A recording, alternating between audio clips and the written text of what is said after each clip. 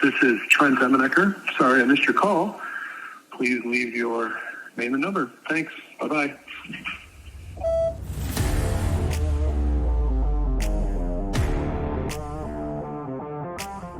Greetings, everybody. Happy podcast day for us. Daytime, you see behind me. If you watch, we're podcasting in the afternoon. This is really unique. Get the natural sunlight on Alex's face. Hi, Alex. How are you? Hi, Dad. I'm good. How are you? Good. This is the Please Don't Call Me podcast because phone calls are weird and I like seeing Alex and we love talking to each other. Doing it over the phone is weird because Alex is comfortable with silence and I am not. That's pretty much what it comes down to. So we started this podcast, episode 7. We could probably end right now. Perfect number. This should be the ending. No, we'll go for it, but we'll try and end on on 77 or something, or 7,777. That would be quite a long time. I'd have to do the math on that. Yeah. But welcome in. Happy New Year to everybody. Alex, how's your New Year so far? So far, so good. I cannot complain. It's been awesome. Well, I guess the real question is, how late did you stay up? Well, on New Year's Eve. On New Year's Eve, well, we knew our neighborhood. We love our neighborhood. Man, do they love their fireworks down here in Florida. And so they're looking for an excuse. And it started at about 4 p.m. So I knew if I was going to get any sleep, I should go to bed early. So it was, what time we sent you a picture. It was like 8:30. Mom texted me at 8:44. 8:44. And said that you were pretty much in for the night. No, I still watched something on TV. I don't remember what was on. Some game was on. So I watched something, but yeah, I went to bed pretty early. But you know what though? We got up for New Year's sunrise, and that's better than New Year's Eve midnight. To go to the beach and walk the ocean at sunrise is an amazing thing. And so that's what we did. That's our tradition, our favorite thing to do. There were 1 million people down there. Usually we have the beach to ourselves at sunrise, us and a few locals that we usually see there. Yeah. I think they were trying to set a record for the world's largest Zumba class. So not Zumba. You can't do that on sunrise sand. Yoga. That'd be horrible. But yoga, they had a yoga class going on with speakers. So we had to move way down to get away from them. But so we did sunrise. That's better than staying up till midnight. I would agree. That sounds nice. The only problem is when we're walking the beach, there are other people that you cross them, you're very close when you cross people on the beach. It's like being on a sidewalk because you want to be close to the ocean where the sand is firm. Mm-hmm. And I bet I had to say Happy New Year. Oh my word. Like at least 15 times. And good thing Mom was with me. Nan was with me because she took over. I couldn't do it anymore. So let's just start today with the conversation. When can I stop saying Happy New Year? It's a good question. I struggle with the switch from saying Merry Christmas to having to be right on it and start saying like Happy New Year the next day. Like, hey, Happy New Year. I struggle with that. I'd rather just keep saying Merry Christmas. I don't think I've said Happy New Year to a ton of people. I try to get it out of the way over text. And then I feel like I don't have to say it to anybody. Okay. But I go back to work on Monday. I'll probably have to say it a lot. You're right. We're going to have to do it to again. Everybody I see Monday. And then I'll tell my students Happy New Year on Tuesday that I'm calling it quits. Because I feel like I will have covered. Because I texted family. I will have said it to all my coworkers. Say it to my kids once and then I'm done. You're exhausting me just talking about it. You should only have to say it like in the first 5 minutes of New Year's. It's only a new year for a very short amount of time. Yeah, you can't. Oh my word! It's so Sunday. Everybody have to see. You're gonna have to say Happy New Year. My pastor's gonna have to say Happy New Year, and I'm gonna have to respond Happy New Year. We're almost a week in, and then Monday, you're right. You're gonna see all the people haven't seen at work since Christmas, before Christmas, and now you're gonna have to Happy New Year's them. And I bet if I have to answer the phone at work, morning, blah, blah, blah, Happy New Year. How was your New Year? Oh my word. It should be like I'll give you 2 or 3 days. It really should be about the first 10 minutes, but I'll give you 2 or 3 days and then it's got to stop. But being on I the feel like beach, a week is fair. I feel like by Okay. January 7th, you should be allowed to stop. you were very It still gracious. does feel like a lot, but then everybody's covered. And Yeah. everybody's going to have a good year because You're very gracious. I don't think it should last that long, but the beach alone was very tiring. Oh my word. Saying it over and over again. So I try and come up with different ways to do it. One person goes, Happy New Year. And I go, Happy New Year back, ready or not. And he looked at me and goes, What do you mean? I go, Oh, nothing. Just saying something, and Happy New Year. Yeah, what a great place to start the year. Yeah, isn't the beach great? And then they wanted to stand and talk. And I was trying to walk, looking for sea glass, New Year's sea glass. Oh, so I'm still working on how to get in a conversation using Happy New Year and then quickly get out, but also not be bored to death by saying the same thing over and over again. So I feel like if you say Happy New Year, that's the ultimate, like, you just say you it and don't move want to on. say Like, anything else. what else is there to say? Have a great year, not Then just why have a do great I day. add to it? I shouldn't The add whole to year it. is covered. I shouldn't add to it. That's the problem. Mm-hmm. When I add to it. So, all right. So I'll give it till Monday. Everybody officially, the day this podcast airs, it drops on Monday. That's it. We're done on Monday because you will have seen everybody. And I think you can stop saying Happy New Year. You are released from having the to say obligation. It's Happy a New real Year. obligation.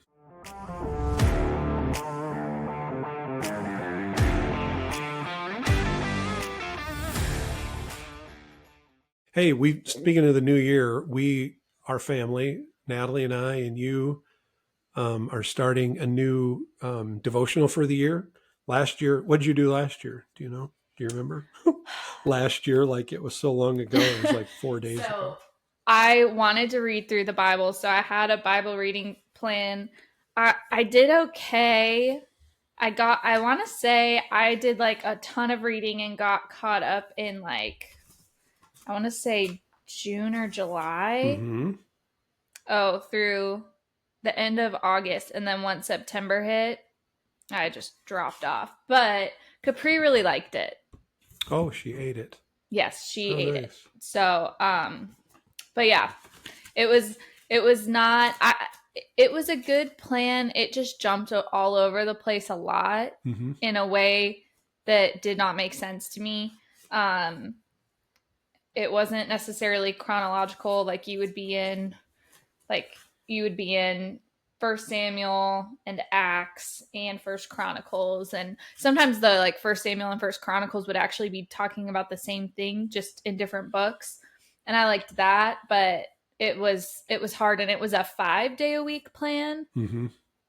So you have like 2 days to catch up, if you miss a day, and I need to have no room for messing up. Like I need everything every day to have something other. If I'm like, oh, I'm all caught up, I have a day off, that's when I get in trouble. So you did it by genre. You would do a narrative, wisdom, New Testament letter, gospel, that sort of thing. It was 5 different readings each day, or it was just all over? No, it would be 2 Old Testament, sometimes a Psalm in there too, and then a New Testament. Okay. So it was fine. It just wasn't my favorite that I've ever done. But yeah, this year we're doing the Bible recap, which I know it's only been 3 days, but I absolutely love it so far. You and Mom suggested it, and so I decided to check it out. I had heard about it on some other podcasts earlier this year. Less famous, less important podcasts. I think they just celebrated like 300 episodes, so they might be a little bit. So what? But I heard about it on another podcast, didn't really think about it. I didn't know it was a reading plan. I thought it was just a book, which you can get the book. But it's been really, really great so far. So for those of you that don't know what the Bible recap is, each day you read. So far it's been 3 or 4 books of the Bible. Not books of the Bible, chapters of the Bible. And it's going completely chronological. It is chronological. Yeah. So like I've been in Genesis the last 3 days, and then tomorrow we jump to Job because the story of Job actually takes place right after everything with the Tower of Babel and Noah. So I'm really enjoying it so far. So you read 3 or 4 chapters, And then there is either a video or a podcast format that you can listen to or watch, and it recaps everything that you read for that day. And so far, I've been really impressed with what I've learned. So Tara Lee Cobble does it, and she's just very knowledgeable, and I really like learning from her. I mean, I've grown up hearing these stories my whole life. Obviously, I've been in church my whole life, and I would say I probably have a pretty good knowledge of the Bible. I never had to study in Bible class. Yeah. But she's teaching me a lot, and I'm loving that because I love being a student of the Bible. I love learning, and so any chance to dive deeper into it and learn something I don't already know is huge for me, and I love it. Has there been anything? Did you do today's already? Yes. Today's reading. Is there anything that stood out to you so far that was interesting to you? I like it. We usually do. We've always, the last 3, we've done a different version of the Bible Project reading plan, whether it's the story of Jesus in the Bible or the storyline of the Bible. The other one we just did Old Testament, New Testament for the last 3 years. So this is the first time we've gotten away from Bible Project. So I like it. She links a lot to the Bible Project, which all of the Bible overview videos are Bible Project. I've seen all those.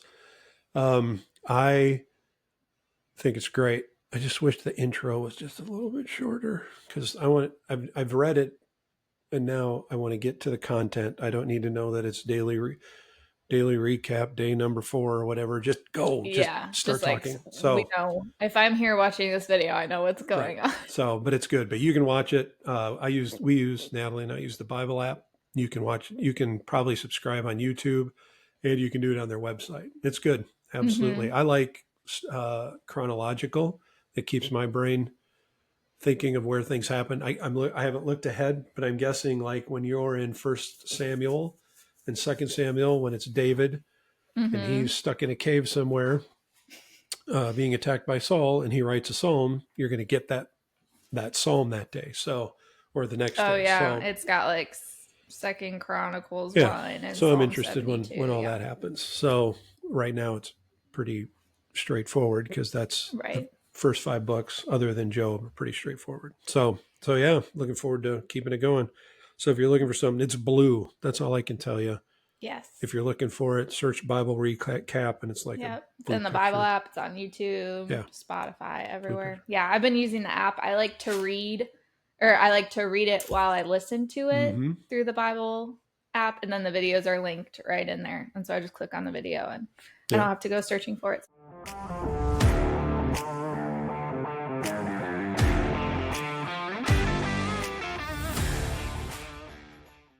Which takes me to my next topic, Alex. So your mother and I sit outside and we read the Bible while we drink our coffee, and we're surrounded by dogs, but we'll talk about the dogs some other day. Drinking coffee is my topic. I will drink any type of coffee. I'm sure coffee purists, air quotes, are bothered when people use Keurig pods, but it is the fastest, cleanest, most efficient way to get a cup of coffee, get the caffeine started in me in the morning. So I'm not a coffee snob at all, but I am a coffee cup snob. See, I've elevated it. When people zig, I zag. I'm going a different direction. I'm a coffee cup snob. There are 2 coffee cups in our house that I can drink out of. Only 2. I think the other ones, we have way too many. I can't believe how many useless. I don't know why you use it and then you wash it and it's ready for the next day. You don't need more. Maybe a couple of Christmas ones, something like that. But it's crazy. But I brought a couple of examples for those viewing. I'm trying to pump up our YouTube viewership. For those of you viewing, I've got a couple examples of cups I don't like, and they're pretty popular. I didn't just grab something random.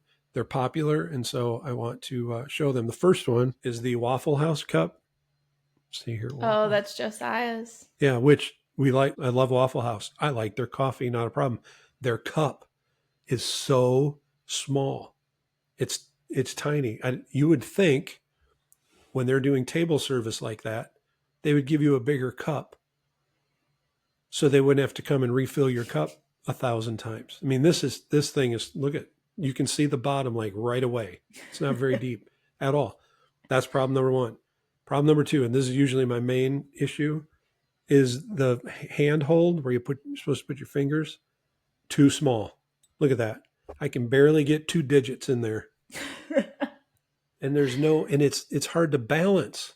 You can't balance when you're doing that. It's about balance. And it kind of has an hourglass shape. Well, it's got the hourglass, which is even less coffee. I mean, this thing it's almost not a cup. It's more like a coffee thimble. What? I wonder what the thought is behind that. I don't know, but it's wrong. And then it's too thick. It's too thick.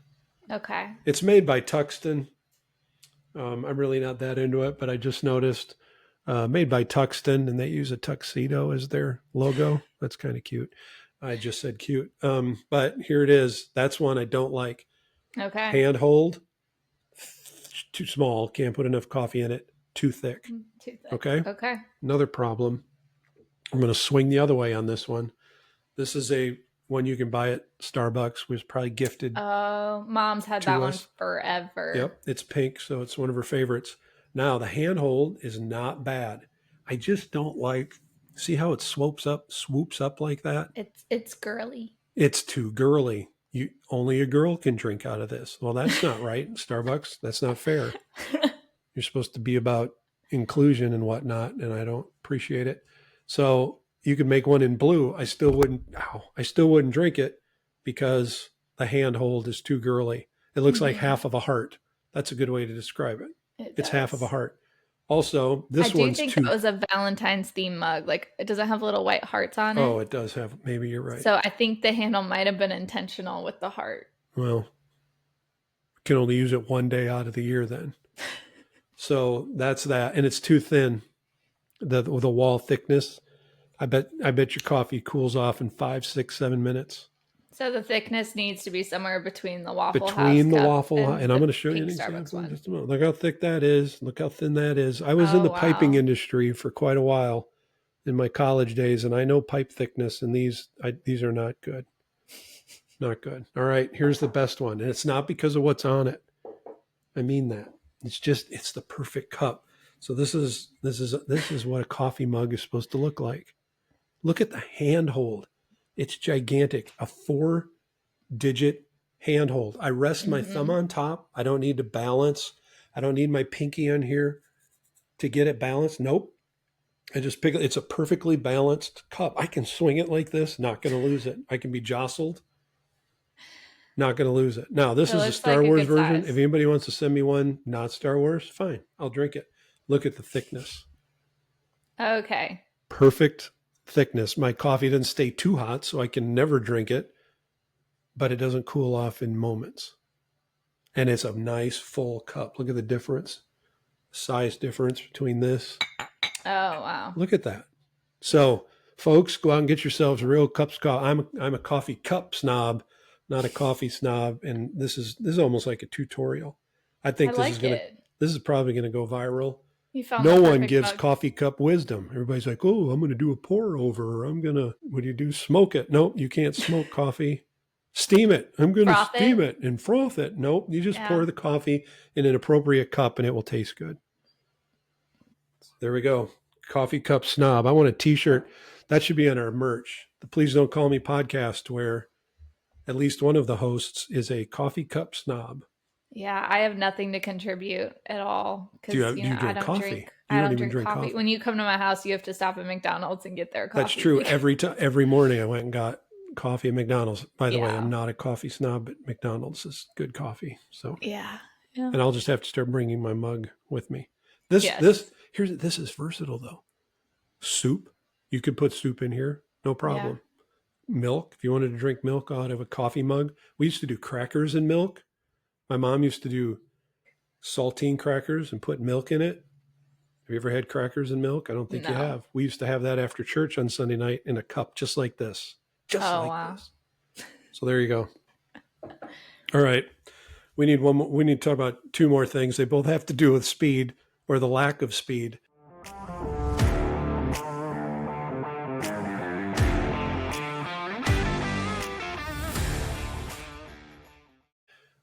The first thing, let's talk about Subarus. I am sick and tired.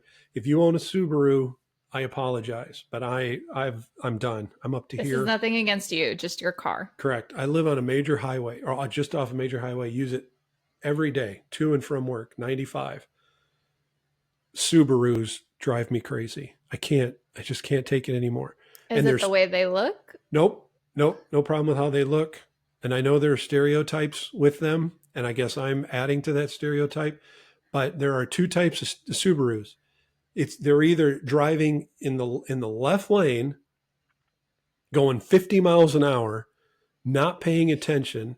Now they don't swerve, they don't do anything. But if there's a slow up, if I see Google Maps and it's yellow, and there's no accident reported, it's a Subaru. It's a Subaru that's going so slow that everybody's got to work to get around them, and it slows. You know, the wave, the accordion effect. The accordion effect. That's what happens because of a lone Subaru. There's a reason they run forever. It's because they don't push them over 55 miles an hour, and they never the blinkers. They never go out. They never have to change the light in their blinkers because they don't use them.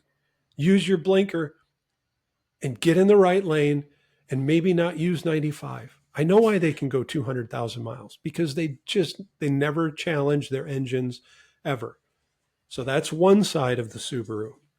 The other side is the sporty one. Those guys drive like maniacs. Have you ever been around they have some letter, WXT or a sporty SRT? Subaru? Oh my word. Subaru's got some super fast. Oh no, I don't think I've seen this. Oh yeah, they can fly. And when they're coming, you better be looking because they will swerve and cut and fly from the left lane to the right lane. They really drive those Subarus hard. Now my problem with them might be a little bit of jealousy, because I wouldn't mind driving like that, but they're a danger. So on both ends of the spectrum, people I don't know who drive Subarus, you drive me crazy. If I do know you and you drive a Subaru, you're amazing. I love you. I'm trying to think if we know anybody that drives. I think I know of one couple in Illinois, teacher, retired teacher, and that person might watch. So I love you dearly, but man, people who drive your kind of car drive me crazy down here in South Florida. So Subarus drive me batty. Okay. Okay, I'm gonna have to watch for this now. Yeah, watch. Because I did not know. Yeah. I've never paid that much attention to Subarus, but I feel like people that drive Subarus really love them. They do, and they feel passionately about them. They're committed to them. They wear T-shirts and stuff. Yeah. I would, if I had the Outback, I'd want to use it out in the woods or something, because it's got all those features. Amazing, but they're just not made for the highway. Oh. Yeah. Drives me crazy. So watch. And there are other brands, no problem. But coming back from Christmas is when I saw it. It's just, oh boy, it's very frustrating. So I'll work on that.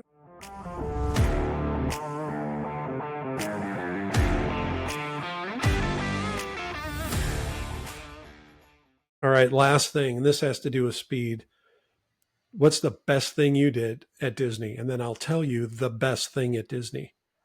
I think we have the same one. Mm-hmm. I mean, I had a great time at Disney. It really was a perfect day, other than I got hangry at one point. It was magical. Yes, it was magical. My favorite ride was definitely Tron. Oh, my word. That thing's amazing. And this is coming from an anti-roller coaster person, me. It was unreal. A close second would be Space Mountain. We did it, and they had Christmas lights and music in it, and that was the last thing we did. Last minute, we were like at 10:50. Yeah, because we were about to leave and try to get out before the park really closed. And then we were like, do we want to do one more ride? And so we went on Space Mountain. And with the Christmas music, it was awesome. Green and yellow light, or green and red lights. Yeah. And it was like a electric guitar version of some song. It was Trans-Siberian Orchestra. Yeah. And it was just amazing. It was fun. But no, I won't do Space Mountain. So I rode the People Mover, which goes into Space Mountain.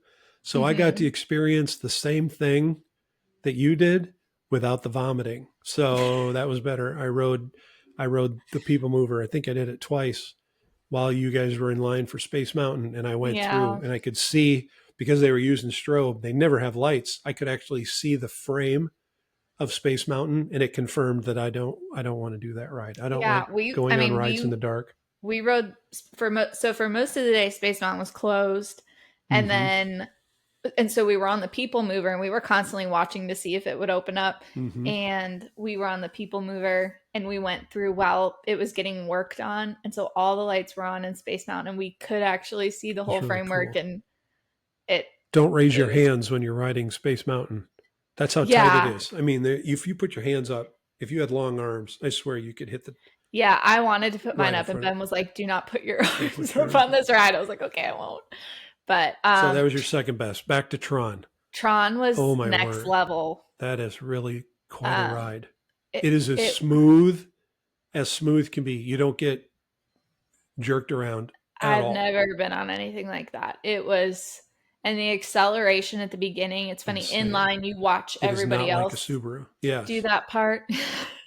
I mean, and the first part, I kind of wish the whole ride had been like the first part, where you're like under the covering, but you're still outside. And that's the closest I have ever felt to actually flying. Yeah. And it was a fantastic feeling, and I loved it. The light coordination that they have with it, the music, the Tron music, the light coordination, even the walk in. I'm sure the next time it won't be as cool, but the first time you walk in, just look for the lighting. It's crazy. The sound, and then the lights. I don't want to give it away, but the lights while on the ride, it even adds to it. And I kept my eyes open. Well, I kept one eye open so I could see some of the lights, but man, that ride is awesome. Yeah, it's funny. I got so overwhelmed on the second part when you go in the building that apparently you can see like other not real like pods racing against you. I had no clue, because I go out and Tyler was talking about it. He's like, "Oh yeah, I was throwing discs at the other racers," and I'm like, "What? I didn't see that at all," because I was overwhelmed. Yeah, it's an. But yeah, I would need to go on it again to get the full experience. Yep. But the best part is the acceleration, 0 to whatever. Yeah. Right now. Yeah. Most roller coasters, you may last 2 minutes, but you're only swooping and falling for 30 seconds because you're kind of going around, and then you go up, and then you go down, and then they have to get you back up again because they use gravity. Not this one. It is right now. I mean, there is not 1 minute of delay. You don't get to catch your breath at all. I didn't get sick, but man, I just kept going, wow. To the poor lady, I go, that was crazy. She goes, yeah. I mean, I was speechless, really. And they have a recovery area off the side of the ride. You can go recover. Didn't need it. I mean, good. I was shook, but I wasn't sick. I love like rides your head was spinning. Right. I love rides that are intense, but why make me sick? And that one did not. So it was pretty cool. Wow. I love it. Awesome.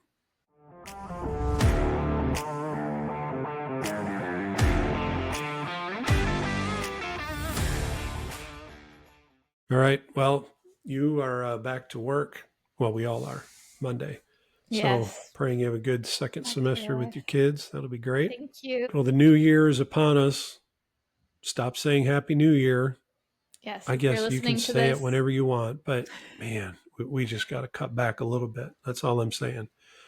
And all will be well. All right. Love you, Alex. Love you too. Have a great day. Podcast people, we'll talk to you later. Please don't call me podcast. Spotify, YouTube, Apple, wherever your podcasts are streamed. All right. All the places. Yeah. Sweet. Thanks. Bye, everybody. Bye.